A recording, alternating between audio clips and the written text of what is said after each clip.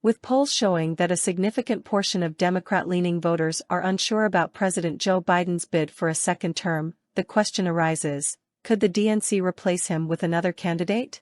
Let's explore the complexities of such a scenario. The complexity of change.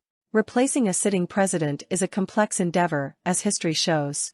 16 sitting presidents have sought re-election but were defeated in their quest for a second term. While it's a formidable list, the DNC would surely prefer not to add Biden as the 17th name on that roster. Still, is there a compelling reason to replace him? A precedent for rejection. It's not unprecedented for a political party to decline a sitting president's nomination, even before voters have their say.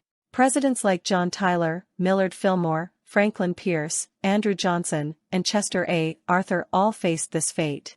Some of these leaders were accidental presidents who ascended to office due to circumstances, like Tyler and Fillmore.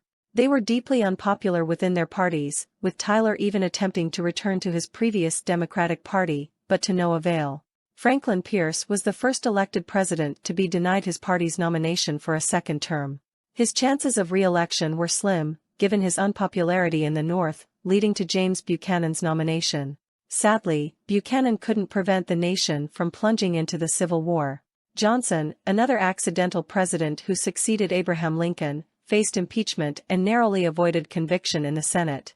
He was defeated for the nomination at the 1868 Democratic National Convention after receiving just 4 votes, all from his home state of Tennessee. Chester A. Arthur, like other accidental presidents, realized he lacked party support. In his case, the Republicans weren't enthusiastic about his candidacy, so he chose not to seriously campaign. The Biden question.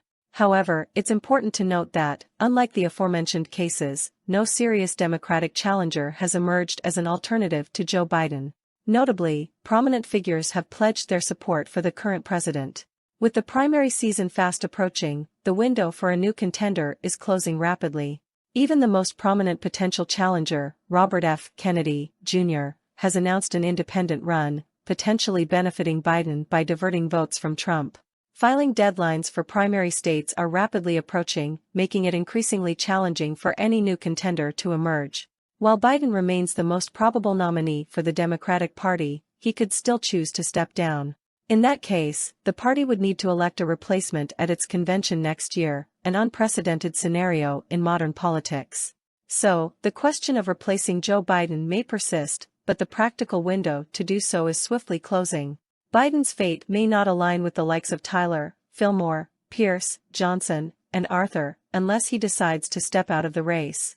Yet, the 17th president denied a second term is a possibility worth considering.